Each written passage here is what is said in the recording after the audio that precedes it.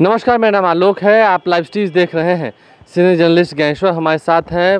बात फिर से बिहार विधानसभा चुनाव की ही होनी है और ऐसे में कल आपने देखा एनडीए की तरफ से संयुक्त प्रेस कॉन्फ्रेंस करते हुए सुशील मोदी, बिहार के उप मुख्यमंत्री नीतीश कुमार, बिहार के मुख्यमंत्री देवेंद्र फडणवीस, बिहार चुनाव प्रभारी, तमाम नेताओं ने सारी बातों को स्पष्ट कर दिया है। कहीं कोई दिक्कत नहीं है एनडीए में, लेकिन ऐसे में अब नज़रें सबकी लोक जनशक्ति पार्टी पर है, चिराग पासवान पर है।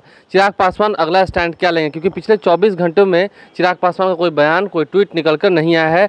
हालांकि कल उन्होंने ये ट्वीट जरूर किया था कि हम 7 निश्चय के में हुए घोटाले की जांच करवाएंगे अगर हमारी सरकार आती है तो।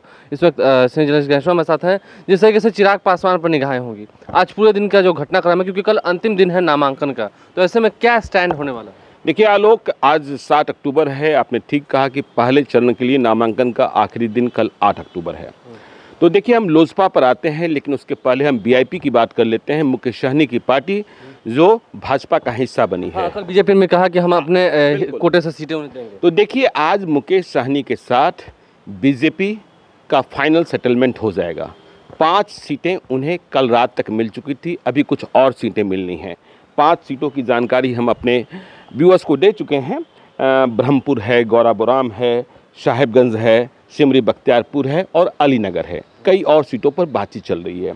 तो देखिए, ब्रह्मपुर पहले चरण में चुनाव है, बक्सर में ब्रह्मपुर। अब ब्रह्मपुर में मुकेश सहनी किसे उम्मीदवार बनाते हैं, यह देखने वाली बात होगी। बक्सर के लिए बहुत ही खास सीट है, लेकिन खबर आ रही है कि वे निषाद समाज से ही किसी को उम्मीदवार बनाने जा रहे हैं। तो ऐसी सूरत में ब्रह्मपुर का फैसला, मुकेश सहनी का फैसला आज के दिन के लिए महत्वपूर्ण होगा।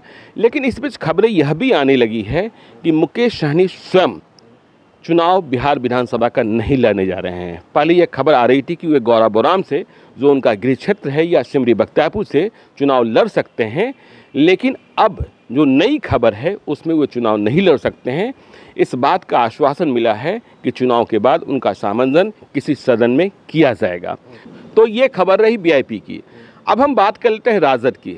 देखिए, भोजपुर में जो बरहरा सीट चित्तौड़गढ़ की सीट मानी जाती है, मतलब राजपूतों की सीट मानी जाती है। आपने कल देखा कि जब केंद्रीय मंत्री आर.के. सिंह ने इस्तीफे की पेशकश कर दी बरहरा के सवाल पर, तो यह सीट जेडीयू से बीजेपी के खाते में गई और राघवेंद्र प्रताप सिंह उम्मीदवार बन गए।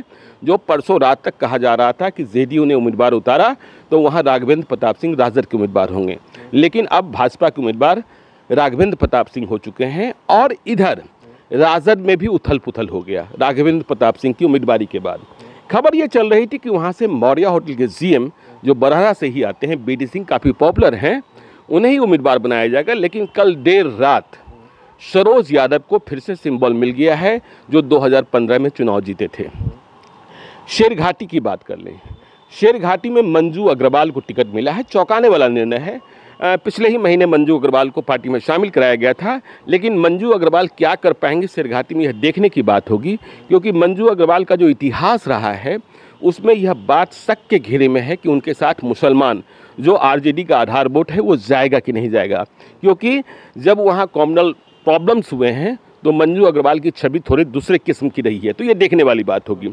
अब हम आ जाते हैं सीधे एलजेपी पर। लोजपा पर क्योंकि सबकी निगाहें टिकी हुई हैं, 24 घंटे से कम का समय है। देखिए, लोक जनशक्ति पार्टी के सिंबल्स बंटने शुरू हो गए हैं और कल देर रात तक चिराग पासवान अपने पिता की देखभाल के लिए अस्पताल में थे। लेकिन खबर ये मिल रही कि कल रात को भी कुछ सिंबल्स बटे हैं।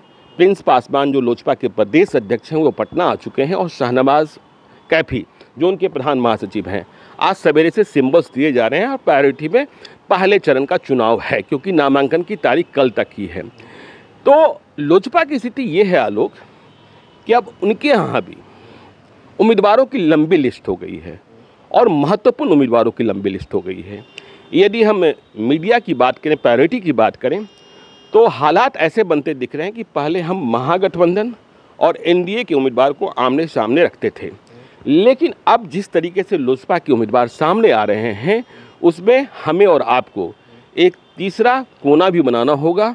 मतलब 3 खाने बनाने होंगे जिसमें लड़ाई आपको ट्रेंगुलर दिखाई पड़ेगी। देखिए, अब चौंकाने वाली जानकारी, लोजपा आप कह रहे हैं ट्रायंगुलर, लेकिन लोजपा तो सीधा सीधी सिर्फ जेडीयू को ही टारगेट कर रही है ना अभी भी। नहीं, वो कर रही है ना, लेकिन लड़ाई तो हो रही है ना हर विधानसभा क्षेत्र में। ठीक है, अब देखिए, झाझा के जो बीजेपी के विधायक रविंद्र चरण यादव, जिन्हें टिकट नहीं मिला, जेडीयू के खाते में सीट चली गई, वहाँ रावत को प्रत्याशी बनाया है जेडीयू ने। तो रविंद्र चरण यादव रातों रात पाला बदलकर एलजेपी में शामिल हो गए और उन्हें झाझा से उम्मीदवार बना दिया गया है। तो ये देखिए चौंकाने वाली खबर। कल दिन को ही खबर आई थी कि राजेंद्र सिंह, जो भाजपा के बहुत कद्दावर नेता रहे, वे दिनारा में लोजपा के टिकट पर मैदान में आ रहे हैं मंत्री जय कुमार सिंह के खिलाफ चुनाव लड़ने। भगवान सिंह कुशवाहा को लेकर के संजय टाइगर को लेकर अभी कई चर्चाएं हैं। दिन भर में ये भी बातें कंफर्म हो जाएगी कि वो आते हैं कि नहीं, ददन पहलवान की भी चर्चाएं हैं। लेकिन यदि हम सिंबल्स की बात करें तो देखिए मोकामा ने एलजेपी को भी चौंकाया है, या कहें एलजेपी ने मोकामा के सिंबल्स को लेकर भी चौंकाया है। एलजेपी ने मोकामा में कोई सुरेश सिंह निषाद हैं, मेकरा के आसपास के रहने वाले, उन्हें अपना प्रत्याशी बना दिया है। तो सुरेश सिंह निषाद मोकामा में एलजेपी के प्रत्याशी होंगे, अनंत सिंह आरजेडी के प्रत्याशी बने हैं, और राजीव लोचन उर्फ अशोक सिंह जो गुमनाम वाले हैं, जिन्हें बहुत लोग जानता नहीं है, उन्हें जेडीयू ने प्रत्याशी बनाया है। तो मोकामा, जिसे लोग कहते हैं मुकमा, अनंत सिंह के खिलाफ चुनाव लड़ना है। तो सुरेश सिंह निषाद, कहा जा रहा है कि लोजपा के पुराने कार्यकर्ता हैं, सूरजभान सिंह के करीबी हैं, तो सुरेश सिंह निषाद को प्रत्याशी बनाकर लड़ाई को किस तरीके से वहां लड़ने की कोशिश की जा रही है, देखने वाली बात होगी। देखिए अब सिंबल्स की बात करें तो जमुई के सिकंदरा से रविशंकर पासवान को, एलजेपी के पुराने कैडर हैं, जो क्राइटेरिया तय किया था चिराग पासवान ने, वो भी उन्होंने किया था पूरा। तो रविशंकर पासवान को उम्मीदवार बनाया गया है एलजेपी का सिकंदरा विधानसभा क्षेत्र से। आईपी गुप्ता की भी चर्चा, आईपी गुप्ता निर्दलीय चुनाव लड़ने जा रहे हैं सिकंदरा से। अब देखिए सिकंदरा में लड़ाई कैसे होगी। चर्चा उनकी हुई थी कि वो लोजपा से लड़ सकते हैं, काफी टच में है। नहीं, वो भी निर्दलीय चुनाव लड़ेंगे, उन्होंने ऐलान कर दिया है। बंटी चौधरी को कांग्रेस का टिकट मिला है, प्रफुल्ल मांझी को हम से मतलब एनडीए से टिकट मिला है। अब देखिए सूर्यगढ़ा की बात कर लें। सूर्यगढ़ा में एलजेपी ने रविशंकर प्रसाद सिंह उर्फ अशोक सिंह को सिंबल दे दिया है।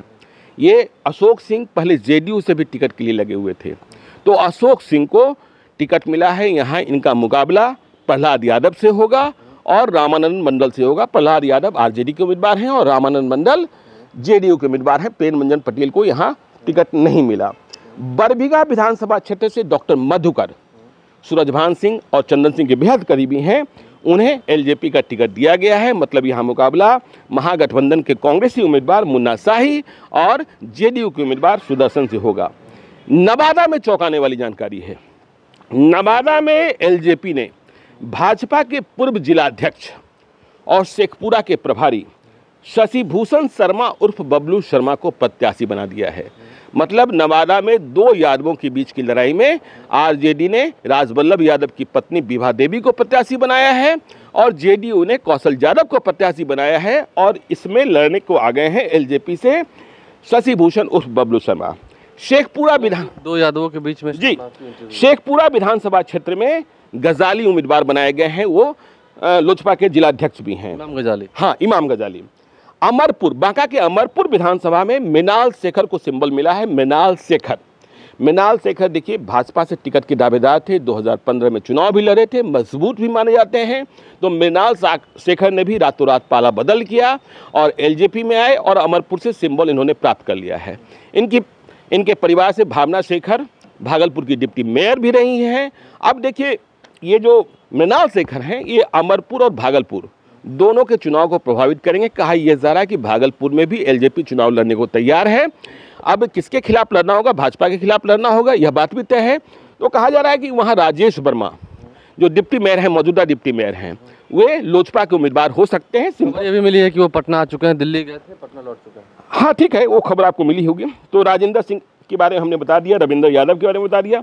देखिए अब पालीगंज की बात कर लेते हैं। पालीगंज में उम्मीदवारी तो फाइनल है उनका ही, राकेश रंजन का ही, लेकिन ऐन मौके पर सिंबल्स में अभी मिलने में शायद घंटे, 2 घंटे, 4 घंटे का वक्त लग सकता है, क्योंकि भाजपा की एक बड़ी नेत्री जिनके लिए बड़ी पैरोकारी हो रही है बड़े लोगों के द्वारा, वे भी एलजेपी की उम्मीदवार बन गई हैं, बनना चाहती हैं। अब राकेश रंजन की भाजपा की वो नेत्री, यह देखना है, कुछ घंटों में फैसला हो जाएगा। देखिए ब्रह्मपुर और ओबरा हुलास पांडे ये देखना चाहते हैं कि ब्रह्मपुर यदि वीआईपी उम्मीदवार उतार रहा है तो किससे उम्मीदवार उतार रहा है।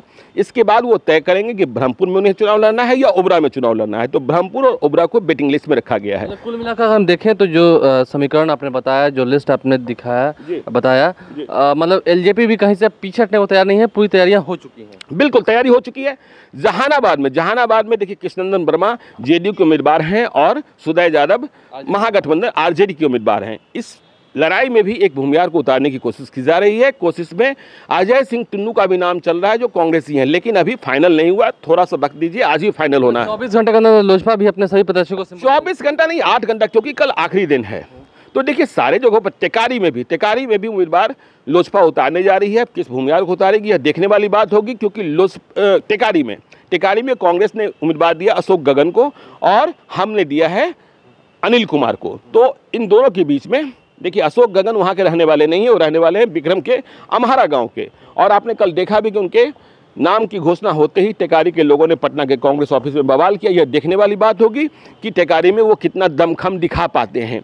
तो ये सारे समीकरण बक्सर को लेकर जो चर्चाएं हुई थी कि गुप्तेश्वर पांडे चुनाव लड़ सकते हैं, देखिए बक्सर का भी फैसला आज हो जाना है, क्योंकि बक्सर और शाहपुर जिन दोनों क्षेत्रों से गुप्तेश्वर पांडे की चर्चा हो रही थी वो दोनों सीटें भाजपा के खाते में चली गई। शाहपुर के लिए तो बीजेपी ने कल रात में उम्मीदवार भी घोषित कर दिया, मुन्नी देवी को, विश्वेश्वर ओझा के परिवार से।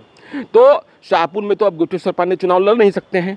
बक्सर कल 27 लोगों की जो सूची जारी हुई उसमें बक्सर का नाम नहीं था, मतलब वेटिंग लिस्ट में है। अब ये सवाल पैदा होता है कि गुप्तेश्वर पांडे शामिल हुए जेडीयू में और बीजेपी की वैकेंसी है, तो होता क्या है आज दिन भर यह भी नजर रखना होगा हमें और आपको। लेकिन है संभावनाओं को राजनीति में तो कभी खारिज किया नहीं जाता है। कुल मिलाकर राजनीति में संभावनाओं को खारिज नहीं किया जाता है और आज पूरे दिन टिकटों का जो घालमेल है वो चलता रहेगा। किसे टिकट मिलता है, किस सिंबल मिलता है, लोजपा और वीआईपी पर भी निगाहें टिकी रहेंगी।